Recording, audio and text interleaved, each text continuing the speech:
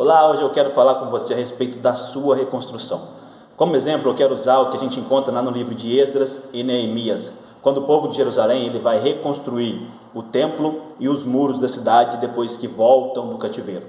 A primeira vez que eles tentam reconstruir o templo e os muros, eles são barrados, eles estavam tentando fazer os dois ao mesmo tempo e a obra foi impedida. Depois de um tempo eles retornam e reconstroem primeiro o templo e depois de um tempo eles vêm e reconstroem os muros.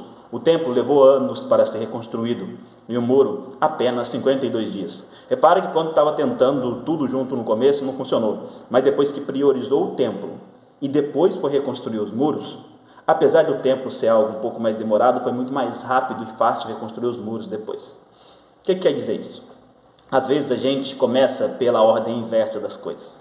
Quando a gente quer se reestruturar, quer consertar, corrigir alguma coisa, muitas vezes a gente começa pelos muros, aquilo que nos cerca, aquilo que está ao nosso redor, nosso trabalho, nossa família, em diversas questões que estão ao nosso redor, e deixa o nosso interior, o nosso templo espiritual de lado. E quando a gente faz isso, é muito mais difícil e complicado concluir e realizar esta obra.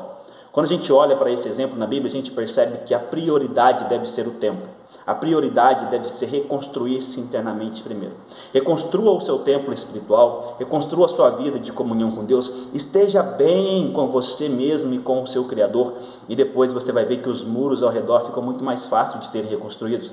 Eles demoraram apenas 52 dias, porque quando o templo está erguido, quando o templo está de pé, está edificado, aí fica assim impossível e fácil reconstruir as coisas ao redor. Mas às vezes a gente tenta se cercar de tanta coisa e deixa de lado o que é mais importante.